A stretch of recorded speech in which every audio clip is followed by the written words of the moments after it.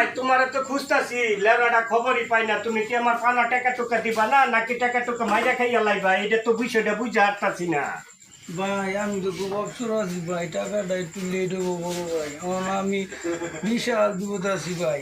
এই মিয়া এই কথা কইয়া কি তুমি টাকা নিছিলা? টাকা নেওয়ার সময় তো বলছিলা যে আমি টাকাটা ভাই দিয়ে দিব, আমার কোনো লাভ সংখ্যা কোনো কিছু না, আমি মানুষকে টাকা হাওলা দিয়ে চলি।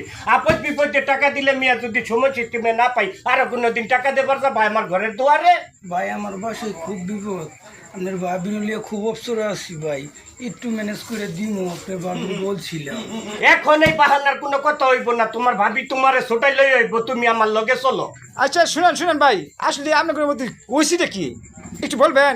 আপনি কোথা থেকে আসছেন যে আপনার আমি কৈফত দিব? আমি আপনার কাছে টাকা আমার থেকে ভাই বসেন, আমি চায়ের অর্ডার দিয়ে চা খান, ঠান্ডা হন কুল হন ভাই, আমি দেখতেছি বিষয়টা। এখানে ঠান্ডা হওয়ার কোনো প্রশ্ন নাই। আমি 3 মাস ধরে ওনারে টাকা হাওলার দিছি, আমি কি লাভ খাই না সুদ খাই? এখানে কোনো সুদের অবস্থা নাই। আমারে বলছে ভাই চাল ডাল কিনা খাই, আমারে কয়টা টাকা দেন।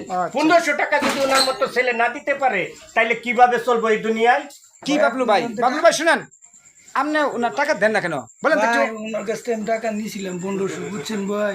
এখন আমি খুবই কষ্টে আছি ভাই, এনে তো দিতে পারতেছি না ভাই।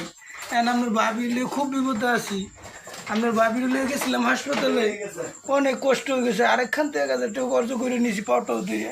এখন আমি কি করবো, তোমার কাছে টাকা নাই, আপনি একটু ভাই আমার বাঁচান।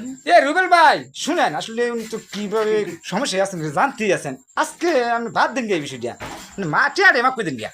আচ্ছা চলো দেখি, তুমি বাবুল তোমার লগে বাইরে একটু আলাপ করি। তুমি তো আসলে সুজা আঙ্গুলে টাকা দিবা না, হাওলার টাকা লইয়া এরকম ঘোরাঘুরি করলে কোনোদিন তো তুমি হসপিটালে যাইয়া ওষুধ পাইবা না। কারণ সুভাষ ভাই যেহেতু সন্ত্রাস দেওয়া যায়, আমি যাচ্ছি কা, আমি আর ভিডিও কিছুই করবো না, এই কথাই মানে না। না না, এটা তো কোনো মানারই কথা না। চাল ডাল কিনার কথা কইয়া টাকা নিছে, এতদিন কি ঘুরাইলে এটা আবার হাওলা কইছে? বাবলু ভাই আপনি ডানে বুঝুন গিয়া, আমার কথা উনি মানতো না, উনি তো আসলে সম্মানী লোক, ওনার কি বলবো আমি।